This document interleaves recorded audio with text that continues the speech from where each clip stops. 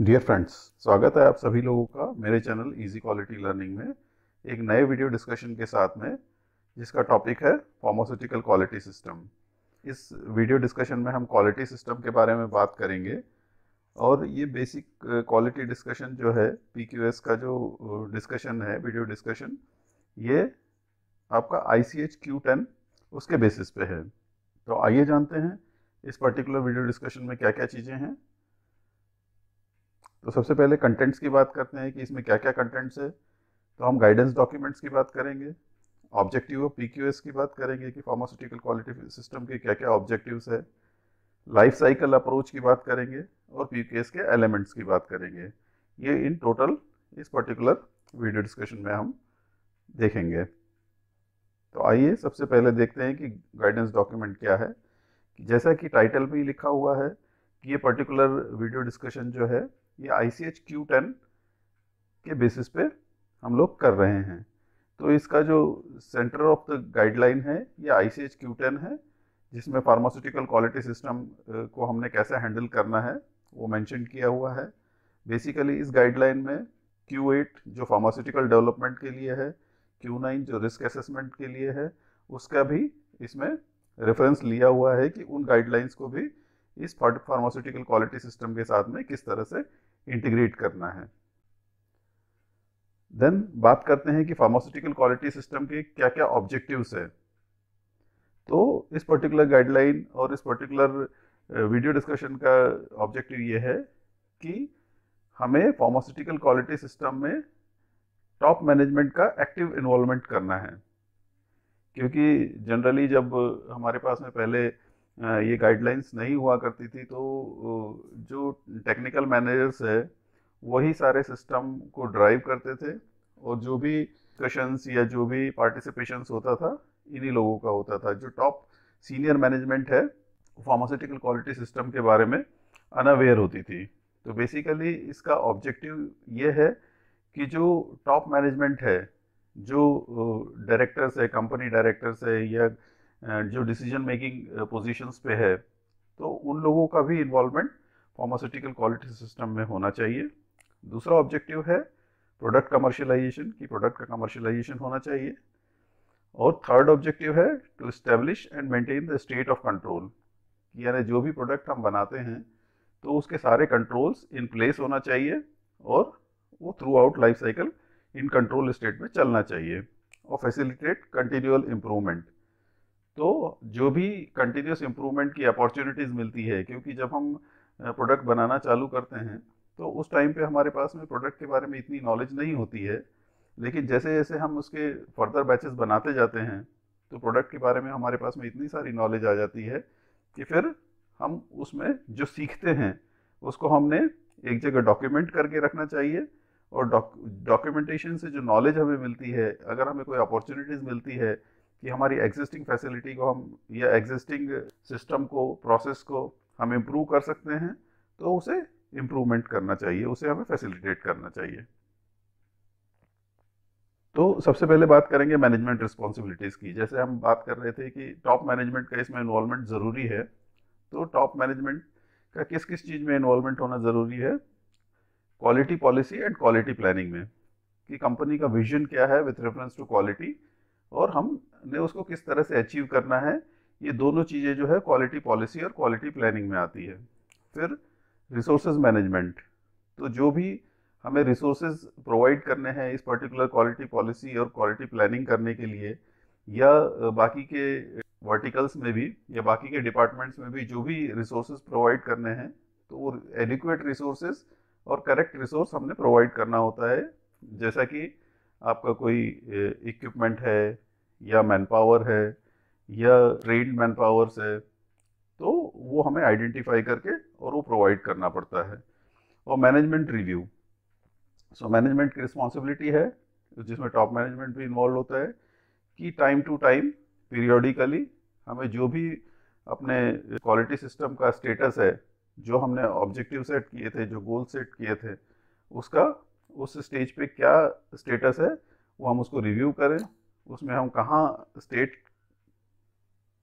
Management review में periodic basis पे management meeting होनी चाहिए, जिसमें हमारे जो की परफॉर्मेंस इंडिकेटर्स होते हैं उसको डिस्कस किया जाना चाहिए, और उसमें जो भी कंटिन्यूअल इम्प्रूवमेंट के जो आपके चांसेस होते हैं या जो अपॉर्चुनिटीज़ होती है उसको हमने इम्प्लीमेंट करना चाहिए।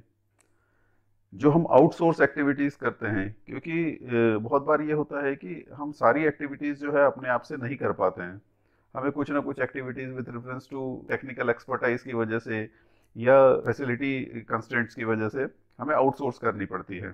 तो मैं कोई भी एक्टिविटी जब हम आउटसोर्स करते हैं तो उसका हमने इवेल्यूएशन करना चाहिए। प्रॉपर इवेल्यूएशन करने के बाद में उससे हमें क्या क्या चीज़ें देखनी चाहिए कि जो वेंडर हम यूज़ कर रहे हैं इस उस पर्टिकुलर एक्टिविटीज़ के लिए, जो उस एक्सपर्टाइज के लिए, वो उसमें करेक्ट है कि नहीं उसके लिए, और उसके लिए कैपेबल है कि नहीं है, और उसकी सर्विस जो है वो टाइमली हमें प्रोवाइड हो रही है नहीं हो रही है। तो इसको भी हमने मैनेजमेंट रिव्यू मीटिंग में इवेलुएट करना पड़ता है। और मैनेजमेंट ऑफ परचेज एक्टिविटीज़, सो जो भी हम आउटसाइड चीज़ें परचेज करते हैं, जैसे कि इक्विपमेंट्स हो गया, या आपके कंज्यूमेबल्स हो गए, या दूसरी चीज़ें हो गई जो हम बाहर से परचेज करते हैं, रॉ मटेरियल्स हो गए, इनपुट मटेरियल्स हो गए। सो इन मटेरियल्स के जो वेंडर्स है उसको हमने मैनेज करना होता है। वो वेंडर जो है वो आपका एडिक्वेट उसके पास इंफ्रास्ट्रक्चर है कि नहीं है, वो हमारे रेगुलेटरी स्टेटस को कंप्लाई करता है कि नहीं करता है, उसकी वेंडर ऑडिट्स वगैरह ज़रूरी होती है। तो वो सारी चीज़ें मैनेजमेंट रिस्पॉन्सिबिलिटीज़ में आती है, जो मैनेजमेंट किसी रिस्पॉन्सिबल पर्सन को डेजिग्नेट करती है ये सारी चीज़ें करने के लिए। देन बात करते हैं क्वालिटी पॉलिसी। क्वालिटी पॉलिसी जो है ये सीनियर मैनेजमेंट ने डिज़ाइन करना होता है, और हमारी कोई भी क्वालिटी पॉलिसी जो है रेगुलेटरी एक्सपेक्टेशन से बाहर नहीं होनी चाहिए। ऐसा नहीं होना चाहिए कि क्वालिटी पॉलिसी में हमने कुछ ऐसा लिख दिया जो हमारी जो रेगुलेटरी एक्सपेक्टेशंस है, जो हमारी कंट्री का लॉ है, जैसे इंडिया में ड्रग्स एंड कॉस्मेटिक्स एक्ट चलता है, तो उसको वायलेट कर रहा है या उसको ब्रीच कर रहा है, या हमारी जीएमपी के किसी प्रिंसिपल को ब्रीच कर रहा है। तो हमारी क्वालिटी पॉलिसी ऐसी नहीं हो सकती है कि वो उनको ब्रीच करे, बल्कि उनके कंप्लायंस में हमारी क्वालिटी पॉलिसी बननी चाहिए। और क्वालिटी पॉलिसी जो है शॉर्ट और क्लियर होनी चाहिए, जिससे सभी लोगों को समझ में आए कि एक्चुअल हमारा गोल क्या है और हमें क्या अचीव करना है। और ये ऐसा नहीं होना चाहिए कि क्वालिटी पॉलिसी जो है केवल क्वालिटी डिपार्टमेंट या टॉप मैनेजमेंट ने बना ली और वो केवल उनकी फाइलों में दब के रह गई, और बाकी किसी को पता ही नहीं है कि क्वालिटी पॉलिसी क्या है। ये सभी लोगों को वेरी क्लियरली कम्युनिकेट किया जाना चाहिए और डिस्प्ले भी करनी चाहिए, and it should be reviewed periodically. और ऐसा नहीं है कि जो हमने एक बार क्वालिटी पॉलिसी बना दी तो वही हमारी हमेशा के लिए बनी रहेगी। वो टाइम टू टाइम हमने रिव्यू करनी होती है कि उसमें कोई अपडेशंस की ज़रूरत तो नहीं है, या उसमें कोई सुधार की ज़रूरत तो नहीं है। वो सारी चीज़ें हमने चेक करना होता है। देन इस पर्टिकुलर गाइडलाइन में जो है फार्मास्यूटिकल क्वालिटी सिस्टम Q10 में प्रोडक्ट की जो है वो लाइफ साइकिल स्टेजेस को कंसीडर किया हुआ है। लाइफ साइकिल स्टेजेस में क्या होता है, लाइफ साइकिल स्टेजेस में प्रोडक्ट डेवलपमेंट से लेके प्रोडक्ट डिसकंटिन्यूएशन तक के जितनी भी स्टेजेस आती हैं, उन सारी स्टेजेस को हमने जीएमपी में कंसीडर करना है और उसको इवेलुएट करना है और उसको मेंटेन करना है। तो उसकी क्या क्या स्टेजेस है, सबसे पहला है फार्मास्यूटिकल डेवलपमेंट। ये जो स्टेज होती है वो आपकी R&D के पास में होती है, जहाँ पे आपका R&D जो है प्रोडक्ट डेवलपमेंट करता है, और प्रोडक्ट डेवलपमेंट ये Q8 के हिसाब से करना होता है। अगर आप ICH का Q8 गाइडलाइन देखेंगे तो फार्मास्यूटिकल डेवलपमेंट के लिए वो बनी हुई है, और उस में डिटेल्ड स्पेसिफाइड किया है कि फार्मास्यूटिकल डेवलपमेंट किस किस तरह से करना चाहिए, उसमें क्या क्या एस्पेक्ट्स फॉलो किए जाने चाहिए। देन सेकंड स्टेज आती है कि एक बार प्रोडक्ट डेवलप हो गया तो उसको टेक ट्रांसफर करना है, टेक्नोलॉजी ट्रांसफर। तो टेक्नोलॉजी ट्रांसफर वो प्रोसेस होता है जिसमें आपकी R&D जो है आपके प्लांट में ये बैचेस बना के बताती है कि ये पर्टिकुलर प्रोडक्ट्स जो है इस तरह से बनेंगे और इसमें ये पर्टिकुलर कंट्रोल्स है। तो टेक्नोलॉजी ट्रांसफर में आपकी सारी ही चीज़ें आ जाती है कि आपका प्रोडक्ट का प्रोसेस, फॉर्मुलेशंस, एनालिटिकल स्किल्स, कुछ अगर स्पेसिफिक एनवायरनमेंट का अगर रिक्वायरमेंट होता है, मटेरियल की कैरेक्टरिस्टिक्स, तो सारी चीज़ें आपके टेक्नोलॉजी ट्रांसफर में आ जाती है। और एक बार टेक्नोलॉजी ट्रांसफर हो गई और 3 बैचेस मैन्युफैक्चर हो गए, देन कमर्शियल मैन्युफैक्चरिंग की जो डे टू डे बैचेस होते हैं, जो प्लांट लेवल पे एग्जीक्यूट होते हैं, प्रोडक्शन के पर्सन एग्जीक्यूट करते हैं, वो कमर्शियल मैन्युफैक्चरिंग। अब पहले वाले जो अप्रोच था हमारा, यहाँ पे जाके खत्म हो जाता था कि कमर्शियल मैन्युफैक्चरिंग चालू कर दी तो उसके बाद में हमारे कुछ ब्लैक एंड व्हाइट में कंट्रोल्स नहीं थे। लेकिन आईसीएच में ये स्पेसिफाई किया है कि जब आप प्रोडक्ट लाइफ साइकिल्स को कंसीडर कर रहे हैं तो जो प्रोडक्ट डिसकंटिन्यूशन है वो भी आपका प्रोडक्ट लाइफ साइकिल का पार्ट है। और प्रोडक्ट लाइफ साइकिल में जब हम प्रोडक्ट डिसकंटिन्यूशन करते हैं तो क्या क्या कंट्रोल्स हमने फॉलो किए जाने चाहिए वो भी हम डिस्कस करेंगे। तो आइए सबसे पहले जानते हैं फार्मास्यूटिकल डेवलपमेंट के गोल्स क्या होने चाहिए, कि फार्मास्यूटिकल डेवलपमेंट में क्या क्या गोल होने चाहिए। तो फार्मास्यूटिकल डेवलपमेंट जो है ये Q8 के हिसाब से किया जाना चाहिए, आईसीएच के Q8 के हिसाब से, जैसा हमने पिछली स्लाइड में भी डिस्कस किया था। Then product development shall be as per customer and patient requirement. तो जो भी मैं प्रोडक्ट डेवलप कर रहा हूँ तो इन सब की सेंट्रिक जो है वो कस्टमर सेंट्रिक होना चाहिए, कि मेरे कस्टमर को क्या चाहिए। ऐसा नहीं होना चाहिए कि जो हमने ऐसा कोई प्रोडक्ट डेवलप कर दिया जो मेरे कस्टमर को समझ में ही नहीं आ रहा है या उसकी रिक्वायरमेंट को मीट नहीं कर रहा है। तो हमने ये आईएसओ का भी प्रिंसिपल है कि कोई भी चीज़ अगर हमने डिज़ाइन करनी होती है तो हमने कस्टमर के लिए डिज़ाइन करनी होती है। तो जब भी हम इसके डेवलपमेंट प्रोसेस या इसके डेवलपमेंट के एस्पेक्ट्स को देखते हैं या कमर्शियलाइजेशन के एस्पेक्ट्स को देखते हैं तो कस्टमर को हमने सेंटर में रख के देखना होता है कि मेरे कस्टमर को सूट करेगा या नहीं करेगा, जिसके लिए हम डिज़ाइन कर रहे हैं उसके लिए अप्रोप्रिएट है कि नहीं है। Then product shall be safe, effective and compliant. Then second है product shall be safe, effective and compliant. तो मैंने ये चीज़ देखना होता है कि प्रोडक्ट मेरा सेफ और कंप्लायंट है कि नहीं है। तो ये बेसिकली एफिकेसी की रिक्वायरमेंट होती है, सेफ्टी की रिक्वायरमेंट होती है कि अगर कोई भी प्रोडक्ट अगर किसी भी जगह कंज्यूम हो रहा है तो वो सेफ होना चाहिए, इफेक्टिव होना चाहिए और जो रेगुलेटरी गाइडेंस है उसको कंप्लायंट होना चाहिए। और सबसे इम्पॉर्टेंट है कि वो कमर्शियली वायबल होना चाहिए। ऐसा नहीं होना चाहिए कि मेरे प्रोडक्ट की बनने में ही इतनी कॉस्ट लग जा रही है कि मैं जिस पर्टिकुलर सेक्शन के लिए ये बना रहा हूँ या जिस पर्टिकुलर क्लास के लिए ये बना रहा हूँ वो उसको अफोर्ड ही नहीं कर पा रहे, या उसकी मैन्युफैक्चरिंग की कॉस्ट इतनी ज़्यादा लग जा रही है कि वो प्रोडक्ट वायबल नहीं है। सो ये चीज़ भी हमने प्रोडक्ट डेवलपमेंट के टाइम पे देखनी होती है। देन टेक्नोलॉजी ट्रांसफर के क्या क्या गोल्स होते हैं, कि जब हम टेक्नोलॉजी ट्रांसफर करते हैं तो क्या क्या गोल हमने अचीव करने चाहिए। Knowledge gained in development shall be transfer to manufacturing site.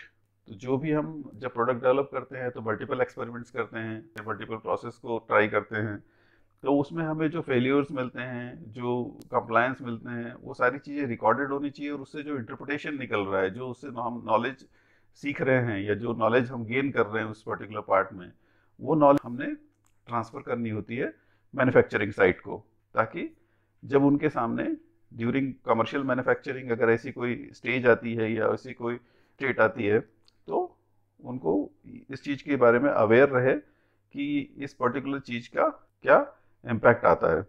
Then to establish and validate the product at the commercial manufacturing site. Then ये जॉइंट रिस्पॉन्सिबिलिटी होती है आपके R&D टीम की और प्रोडक्शन टीम की, कि जो एग्जिस्टिंग फॉर्मुलेशन एंड प्रोसेस है उसको इस्टेब्लिश करें कमर्शियल मैन्युफैक्चरिंग साइट पे as per the commercial equipments. Then इसमें टेक्नोलॉजी ट्रांसफ़र में आपका जो एनालिटिकल ट्रांसफर्स होता है वो भी कंसिडर किया जाता है, जिसमें कि आप जो जो एनालिटिकल टेक्निक्स उसमें यूज़ होने हैं, जो इंस्ट्रूमेंट्स उसमें यूज़ होने हैं, तो वो सारी चीज़ें हम लेबोरेटरी स्केल पे चेक करते हैं। Then commercial manufacturing goals. जब कमर्शियल मैन्युफैक्चरिंग चालू होती है तो इसका सबसे पहला वो होता है कि जब बैचेस का वैलिडेशन हो गया और हमने डिफाइन कर लिया कि हमारे प्रोडक्ट्स की प्री डिफाइंड क्वालिटी पैरामीटर्स ये है और ऑपरेटिंग पैरामीटर्स ये है, तो हमें ये इंश्योर करना होता है कि मेरी प्रोसेस और मेरा प्रोडक्ट जो है वो उन्हीं पैरामीटर्स के बीच में ऑपरेट हो रहा है to maintain the state of control. तो हम बोलते हैं कि उसका कंट्रोल स्टेट में वो मेंटेन्ड हो रहा है। To enhance the knowledge of the product and the manufacturing and control. So ये कंटिन्यूस प्रोसेस होता है कि जब हम मैन्युफैक्चरिंग स्टार्ट करते हैं और रिपीटेड बैचेस बनाते रहते हैं तो हमें इस पर्टिकुलर रिपीटेड बैचेस बनाने से हमारी यील्ड इम्प्रूवमेंट में, प्रोसेस इम्प्रूवमेंट में बहुत सारी चीज़ें हम सीखते हैं और उसको हम डॉक्यूमेंट करते हैं, और वो हमारा डेटाबेस जो है, नॉलेज बेस या डेटाबेस जो है इसके बारे में, उस पर्टिकुलर प्रोडक्ट के बारे में वो बढ़ता ही जाता है। जब एनुअल प्रोडक्ट क्वालिटी रिव्यू वगैरह करते हैं तो हमें बहुत सारी चीज़ें निकल के आती है, स्टेबिलिटी के बारे में भी इसकी इंफॉर्मेशन मिलती है। तो ये चीज़ें हमने मेंटेन करके रखनी होती है to find the opportunities for improvement. तो हमें अप्रोप्रिएट टाइम पे वो अपॉर्चुनिटीज़ ढूंढनी होती है जो हमने सेकंड पॉइंट में नॉलेज गेन की है मैन्युफैक्चरिंग और कंट्रोल प्रोसेस के बारे में, to find the opportunities for improvement. हमें जब भी कोई अपॉर्चुनिटी मिलती है इम्प्रूवमेंट के लिए, जो हम ऊपर की तरफ पे सेकंड पॉइंट में जो नॉलेज बेस और इकट्ठा कर रहे हैं, जिसमें कि आपके मैन्युफैक्चरिंग और प्रोसेस के बारे में नॉलेज होगी, तो उसके बेसिस पे अगर हमें कोई भी अपॉर्चुनिटीज़ ऐसी मिलती है जिसमें हम अपनी प्रोसेस को इम्प्रूव कर सकते हैं, तो उसको हमें इम्प्रूव करना चाहिए प्रॉपर डॉक्यूमेंटेशन के साथ में। तो ये सब कमर्शियल मैन्युफैक्चरिंग गोल्स है। देन लास्ट है प्रोडक्ट डिसकंटिन्यूशन गोल, कि जब हमने प्रोडक्ट डिसकंटिन्यूशन करना होता है तो उसके गोल्स क्या होते हैं।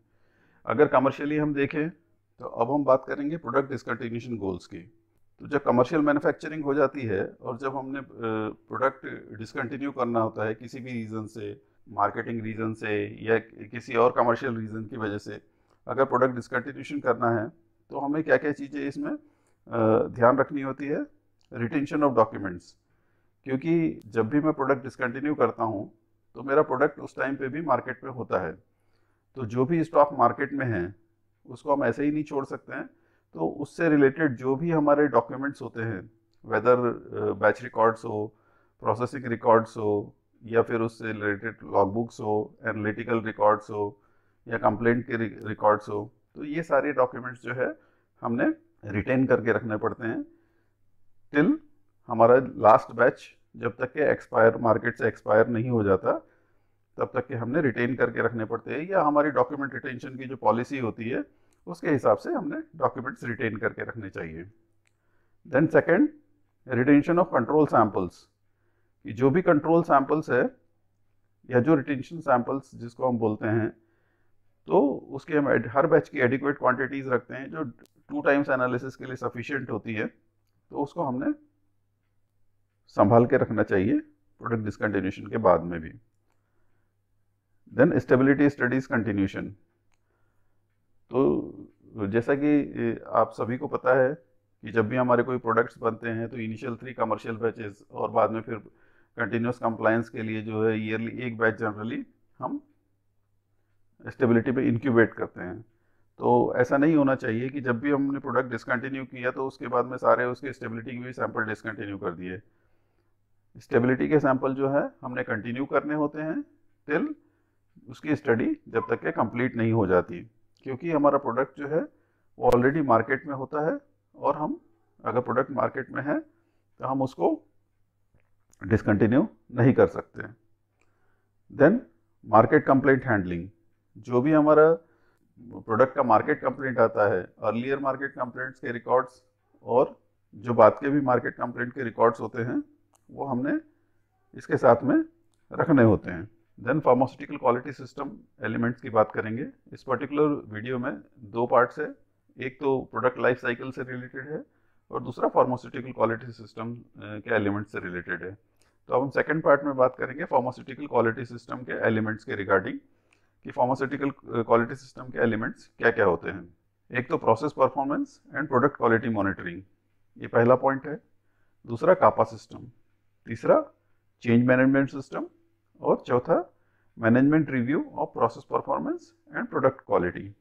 तो सबसे पहले बात करेंगे process performance and product quality monitoring पे। तो इस पर्टिकुलर फर्स्ट पॉइंट में जो हम स्टेट ऑफ कंट्रोल हम इंश्योर करते हैं, कि हम ये इंश्योर करते हैं कि जो भी हम प्रोसेस परफॉर्मेंस और प्रोडक्ट क्वालिटी मॉनिटरिंग कर रहे हैं तो उसमें जो हमारे प्रोडक्ट मैन्युफैक्चरिंग की या प्लांट की जो स्टेट ऑफ कंट्रोल है वो हमने मैन्युफैक्चरिंग में इंश्योर की है।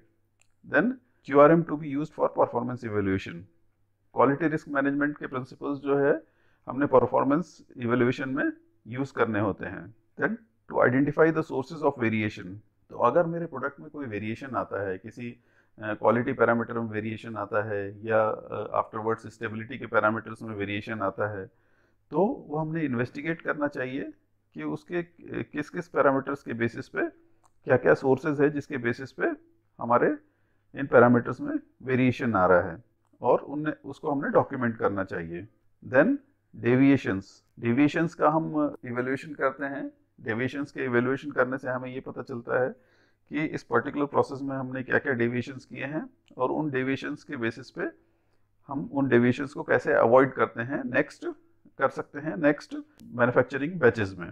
देन रिजेक्शन ऑफ प्रोडक्ट्स, अगर मेरे प्रोडक्ट का कोई रिजेक्शन होता है तो उसके बेसिस पे उसकी इन्वेस्टिगेशन होती है और इन्वेस्टिगेशन के बाद में हमें ये पता चलता है कि उसके रिजेक्शन का रीज़न क्या था, और जो रीज़न हमें आता है उससे जो कापा डिराइव होता है तो उस कापा को हम फर्दर इम्प्रूवमेंट के लिए भी यूज़ कर सकते हैं। और हम रिजेक्शन का रेट इवेलुएट कर सकते हैं कि जितना जो भी मेरे कमर्शियल बैचेस है उसमें कितना % रिजेक्शन आ रहा है और क्यों आ रहा है। देन नेक्स्ट है market complaints. So market complaint, कितनी मेरी मार्केट कंप्लेंट आ रही है और किस तरह की मार्केट कंप्लेंट आ रही है, मेजर आ रही है, माइनर आ रही है या क्रिटिकल आ रही है। कोई मार्केट कंप्लेंट इस तरह की तो नहीं है जिसकी वजह से मेरे पेशेंट पे इम्पैक्ट आता है और उसके लिए मुझे प्रोडक्ट को इवेलुएट करना चाहिए कि उस प्रोडक्ट को इवेलुएट करने के बाद में अगर वो मार्केट कंप्लेंट को सही तरीके से एड्रेस करें ताकि नेक्स्ट किसी बैच में उस तरह के मार्केट कंप्लेंट्स ना आए। और जो एग्जिस्टिंग आपके बैचेस है जो मार्केट में है उसको भी उसके लिए इवेलुएट करना चाहिए जिसकी कंप्लेंट नहीं आई है। देन प्रोडक्ट रिकॉल, अगर मेरे कोई प्रोडक्ट रिकॉल्स वगैरह होते हैं तो वो भी process performance and product quality monitoring में आते हैं। सेल्फ इंस्पेक्शन की जो फाइंडिंग्स होती है वो भी इन मॉनिटरिंग पैरामीटर्स में आती है। एक्सटर्नल ऑडिट्स से भी मुझे बहुत सारी इंफॉर्मेशन मिलती है और ट्रेंड एनालिसिस से कि मेरा process performance and product quality monitoring में क्या क्या आउटपुट आ रहा है, किस तरह का आउटपुट आ रहा है और उसमें मुझे कहाँ इंप्रूवमेंट की ज़रूरत है। Then corrective and preventive action. So जब हम प्रोसेस और प्रोडक्ट की परफॉर्मेंस को इवेलुएट करते हैं तो वहाँ से बहुत सारे कापा निकल के आते हैं। कापा कुछ हमने प्रोएक्टिवली लेने होते हैं, कुछ मार्केट कंप्लेंट से निकल के आते हैं, कुछ जब हम सेल्फ इंस्पेक्शन करते हैं तो हमें कुछ डेफिशिएंसीज निकलती है उसके बेसिस पे निकलते हैं, कुछ डेविएशंस, चेंज कंट्रोल्स और प्रोडक्ट रिकॉल्स के बेसिस पे कुछ कापा ट्रिगर होते हैं। तो ये सारे करेक्टिव एंड प्रिवेंटिव एक्शंस जो है हमने सिस्टमेटिकली डॉक्यूमेंट करने चाहिए और इनका एक लॉग होना चाहिए और इनका ट्रैक होना चाहिए कि यानी जो भी मैंने कापा लिए थे तो कापा लेने के बाद में उस पर्टिकुलर कापा के अगेंस्ट में जिस पर्टिकुलर ऑब्जेक्टिव से मैंने वो कापा लिए थे तो वो उसको सेटिस्फाई कर रहा है या नहीं सेटिस्फाई कर रहा है। तो ये चीज़ हमने इसमें इवेलुएट करनी होती है। देन नेक्स्ट होता है चेंज मैनेजमेंट सिस्टम। तो जब भी हम किसी भी एग्जिस्टिंग वैलिडेटेड सिस्टम में चेंज करते हैं, जो मेरा ऑलरेडी वैलिडेटेड सिस्टम है उसमें जब हम चेंज करते हैं तो उन चेंजेस को हमने प्रॉपरली इवेलुएट करना होता है कि उन चेंजेस की वजह से क्या क्या इम्पैक्ट आ रहा है और उसको हमने डॉक्यूमेंट करना होता है ताकि हमें प्रोडक्ट की हिस्ट्री क्लियरली पता हो। So changes can be done for the better quality system and the product improvement. तो अगर हम बेटर क्वालिटी सिस्टम और प्रोडक्ट इम्प्रूवमेंट के लिए अगर चेंजेस कर रहे हैं तो हम कर सकते हैं चेंजेस, लेकिन वो चेंजेस का प्रॉपर डॉक्यूमेंटेशन होना चाहिए और इम्पैक्ट असेसमेंट होना चाहिए। तो इम्पैक्ट असेसमेंट और डॉक्यूमेंटेशन के लिए हमने QRM का यूज़ करना होता है, क्वालिटी रिस्क मैनेजमेंट। तो उसमें हम जो भी हमारे मेजर चेंज कंट्रोल्स होते हैं तो वहाँ पे हमने क्वालिटी रिस्क असेसमेंट करनी होती है और उसका इम्पैक्ट असेस करना होता है कि जो मेरी एग्जिस्टिंग प्रोसेस है उस पर कोई नेगेटिव इम्पैक्ट तो नहीं आ रहा है, जो मेरा रेगुलेटरी इम्प्लीमेंटेशन है वो कहीं इफेक्ट तो नहीं हो रहा है, जो मेरा कोई प्रोडक्ट अगर मैंने किसी कंट्री या किसी रजिस्ट्रेशन कर रखा है तो उसके क्वालिटी पैरामीटर्स में कहीं कुछ चेंजेस तो नहीं आ रहे हैं मेरे प्रोसेस चेंज करने की वजह से या जो भी चेंज मैं ले रहा हूँ उसकी वजह से। तो जैसा कि नेक्स्ट इसमें लिखा है कि propose changes to be evaluated with marketing authorization. तो जो भी मार्केटिंग ऑथराइजेशन है उससे हमने इवेलुएट करना होता है कि जो प्रपोज चेंज है वो ऐसा तो नहीं कि उसको ब्रीच कर रहा है। और चेंज कंट्रोल्स जो है ऐसा नहीं होना चाहिए कि केवल क्वालिटी एश्योरेंस डिपार्टमेंट है उसने चेंज कंट्रोल बनाया और क्लोज करके और अपने ही एंड पे उसको क्लोज करके और इम्प्लीमेंट कर दिया। ये असल में प्रॉपर क्रॉस फंक्शनल डिपार्टमेंट्स को जाना चाहिए जहाँ पे वो लोग अपने इवेलुएट करेंगे कि उनके एक्टिविटीज़ पे कोई इम्पैक्ट तो नहीं आ रहा और अपना कमेंट लिखेंगे उसमें। तो जिसके बेसिस पे ये पता चल जाता है कि इसमें किस किस एक्टिविटीज़ में क्या क्या इम्पैक्ट आ रहा है। Then follow up of changes for effectiveness to be done. एक बार जब हमने चेंज इम्प्लीमेंट कर दिया तो चेंज हम किसी भी ऑब्जेक्टिव से करते हैं कि ये चेंज करेंगे तो हमारे ये ऑब्जेक्टिव्स पूरे होंगे। तो हमें बाद में ये चेक करना चाहिए कि हमने जब ये चेंजेस इफेक्टिव कर दिए हैं तो जो चेंजेस हमने सोचे थे वो चेंजेस हुए हैं या नहीं हुए हैं। Then management review of the process performance and pharmaceutical quality system. जैसे मैनेजमेंट रिव्यू की मीटिंग होती है तो जो हमारा फार्मास्यूटिकल क्वालिटी सिस्टम है और प्रोसेस परफॉर्मेंस है उसको हमने पीरियोडिकली इवेल्युएट करना चाहिए। उसके इवेल्युएशन में क्या क्या चीज़ें आएगी, assessment of pharmaceutical quality system objectives, कि जो हमारे पीक्यूएस के ऑब्जेक्टिव्स थे उसका क्या स्टेटस है। Then assessment of performance indicators, जो परफॉर्मेंस इंडिकेटर्स है हमारे प्रोसेस के उसका क्या स्टेटस है। जो पिछले हमने कापा इम्प्लीमेंट किए थे या पिछली मैनेजमेंट रिव्यू मीटिंग में जो जो गोल सेट किए थे नेक्स्ट क्वार्टर के लिए या नेक्स्ट मंथ के लिए, नेक्स्ट पीरियोडिक टाइम के लिए, तो वो उनका क्या स्टेटस है पहले हमने वो देखना होता है। और जो करंट क्वार्टर के कंप्लेंट्स, डेविएशंस, चेंज कंट्रोल्स, इन सबको एसेस करना होता है। Feedback of outsourced activities, annual product quality review, risk assessment का periodic review and external audit assessment. तो ये सारी जितने भी एक्टिविटीज होती है इसको हमने रिव्यू करना होता है कि इससे हमारी क्या क्या फाइंडिंग्स आई, अच्छी फाइंडिंग्स क्या आई है और शॉर्टकमिंग्स क्या आई है, तो जिसके बेसिस पे हम आगे की स्ट्रेटेजी डिसाइड कर सकते हैं। और इसके जो भी हमारे पिछले मैनेजमेंट रिव्यू मीटिंग के जो फॉलो अप पॉइंट्स होते हैं उसको भी इवेलुएट करना चाहिए, उसको भी हमने एसेस करना चाहिए कि उसका आज की डेट में क्या स्टेटस है, ताकि यानी वो प्रॉपरली क्लोज किया जा सके।